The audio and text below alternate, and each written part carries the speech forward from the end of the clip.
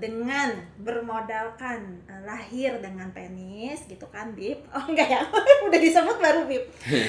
Dengan bermodalkan penis kemudian serta-merta merasa punya privilege yang biasanya dimiliki oleh laki-laki.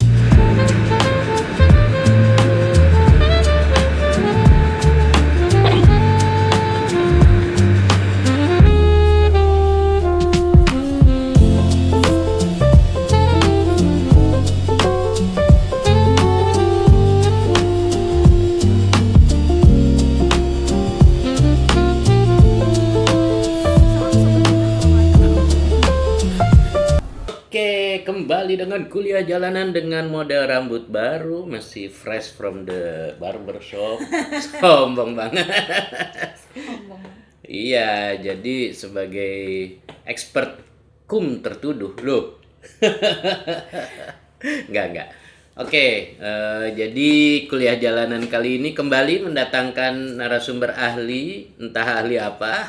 Sebenarnya dia novelis dan penulis esai, dan sebetulnya ini mau bercakap tentang salah satu topik di buku ini, tubuh yang tumbuh dari Feby Indirani. Ini Dami ya, Ini iya. Covernya seperti itu sih. Tapi kan sebentar lagi nih terbit, lalu akan terbit bersama Indonesia Tera. Ilustratornya Aprilia Elshinta. Siapa? Agris panggilannya. Coba kita lihat. Ya, kita lihat tuh. Cakep kali. Esai-esai yang ditulis tapi juga untuk dituturkan. Oh, esai tutur ya. Nah, Feby Indirani, salah satu topik di buku ini yang kita akan angkat adalah Mokondo, bukan desanya Gabriel Garcia Marquez ya, itu Macondo ya. Ini Mokondo, apa itu Mokondo? Ini kita harus menyiasati itu dong. Apa? Sensor, betul. Jadi apakah Mokondo? Modal konsep doang. Bisa juga kan? Bisa. Atau modal apa lagi nih? Kemarin banyak. Ada Bib. Oh, jadi oke, modal ini conditioning loh. Oh iya betul. Atau kondisioner, modal kondisioner doang nih. Oh jangan-jangan ini kondisioner. Lalu sebetulnya yang sering tentu saja adalah modal Bib. konti. Doang. Ada doang loh. Slang. Jadi silahkan, kan ada tulisan di sini ya tentang Mokondo ya. Iya sih, tapi sebetulnya gimana ya, Mokondo itu kan adalah sebuah termin yang populer gitu kan, dan sebetulnya tuh mengacu kepada laki-laki yang modal bib itu doang. Modal babe doang apa gimana? Modal bib itu, bib itu. Tapi itu bukan hanya mengacu kepada seksualitas ya, artinya itu jadi bukan mengandalkan keperkasaan gitu, bukan begitu ya? Bukan, tapi bahwa status dia sebagai seorang laki-laki kan tandanya laki-laki ya punya itu gitu kan. Nah, ya itu gitu. Jadi modal status sebagai laki-laki aja, atau hanya terlahir sebagai laki-laki aja kemudian jadi punya privilege gitulah kira-kira. Oh, jadi ini memang bagian dari problem patriarki ya? Betul, persis. Ya itu apa patriarki? Silahkan narasumber ahli untuk mendefinisikan sistem yang gitu. Hidi gimana nih? Jadi narasumber ahli yang grogi. Silahkan. Apa dong patriarki? Sistem yang sebagai yang diuntungkan oleh patriarki, coba jelaskan. Justru itu saya nggak mau buka dapur biar tetap untung. Coba gimana? Patriarki, jangan gue lah. Ya gak apa-apa lah, justru seperti konvensional naratif. Ayo silakan. Oh gitu, pengakuan dosa ya. Iya deh. Gimana? Sistem yang dibangun dari konstruksi bahwa perbedaan jenis kelamin itu menentukan pembagian tugas, pembagian kerja secara seksual, keuntungan-keuntungan yang sebetulnya menguntungkan hanya satu jenis, ya dalam konteks ini adalah laki-laki. Panjang ya. Terima kasih. Jadi dia biasanya sistem ya. Jadi bukan sekedar label, bukan sekedar pembedaan gitu, tetapi memang sistem yang seperti kapitalisme dan biasanya bertaut ya kalau Bisa. bicara sistem atau struktur sosial ekonomi politik. Bahkan kalau patriarki itu biasanya lekat dengan juga kapitalisme. Nah, dalam konteks itu pembedaan atau pembagian kerja secara seksual tidak netral, tetapi merugikan kelompok perempuan atau gender yang lain ya. Betul. Yang paling diuntungkan dalam konteks ini adalah patriarki. Sebenarnya ini dari istilah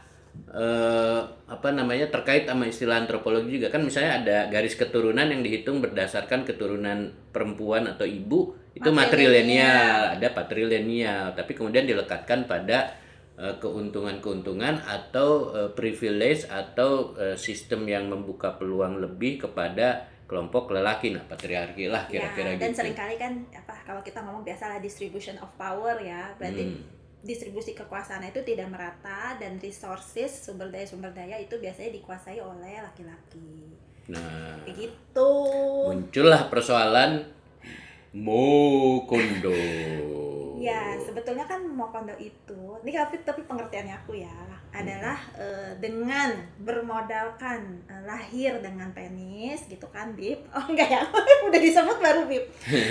Dengan bermodalkan penis, kemudian serta-merta merasa punya privilege yang biasanya dimiliki oleh laki-laki, tanpa kemudian dia melakukan hal-hal yang yang biasanya lekat pada tanggung jawab laki-laki dalam struktur yang tradisional gitu. Misalnya sih kalau dalam struktur yang tradisional itu kan laki-laki yang mencari nafkah ya, ya bring the food to the table lah gitu kan. Laki-laki yang kalau zaman purbakala itu berburu dan meramu. Kan laki-laki yang pergi berburu gitu kan, dan perempuan itu kan, menjaga kelangsungan spesies dengan dilindungi tempat yang lebih aman. Laki-laki yang berburu dan berarti kan mempertaruhkan nyawa untuk berhadapan dengan binatang buas, tidak terpapar pada ancaman. Betul. Ancaman nyawa. Terhadap nyawa. Betul. Jadi harusnya ya laki-laki dikorbankan aja. Tapi kemudian flip ya, berbalik menjadi laki-laki berada di ruang publik dan mendapatkan nilai ekonomi, sementara yang perempuan itu di ruang privat dan dicabut nilai ekonominya. Betul. Nah, tadinya ini sebuah sistem yang dibayangkan sebagai memuliakan perempuan. Oke lah, itu problem tersendiri. Tapi Mokondo itu adalah udah diuntungkan oleh sistem tersebut, tapi kemudian tidak memenuhi tanggung jawab berdasarkan sistem itu ya. Betul, jadi dapat privilege-nya tetap, artinya misalnya harus ditaati dong. Dilayani, ditaati kata-katanya dan sebagainya, tapi dia tidak actually mendapatkan mencari resources itu untuk memenuhi kebutuhan keluarga. Gitulah. Itu kalau bercandaan yang stereotipikal itu cuman kerja ngurusin burung. Ini burung beneran ya maksudnya. Bukan metafor. Dua-duanya jangan-jangan dua-duanya ya, main burung tapi terus perempuan yang melakukan segalanya, ke sawah, ke ke kebun, ke pasar, dan kemudian ngurusin anak, harus masak juga. Jadi konsepnya rada-rada superwoman gitu ya. Ya, salah satu demand-nya. Sementara tuntutan yang serupa tidak diberikan pada si laki-laki, tapi laki-laki dapat semua hak istimewanya simply karena dia laki-laki. Iya, modal itu aja. Oh, kontrarian. Apa? Oh, ada juga Mokondo modal kondominium. Kalau itu nggak apa-apa. Nah, oke. Gitu. Oke. Jadi aku bacain dikit lah. Oh, oke.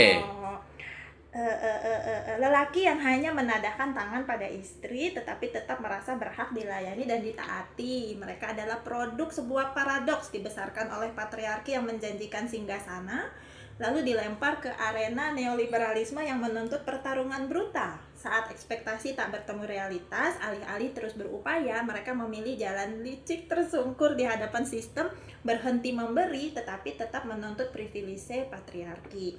Dulu privilege lelaki diperoleh dengan berburu, membawa makanan ke meja, berperang melindungi hingga mempertaruhkan nyawa. Sekarang Mokondo memperolehnya begitu saja, tanpa keberanian, tanpa pengorbanan, cukup lahir dengan penis lalu menjual dalih. Para pecundang seringkali paling pintar membuat alasan.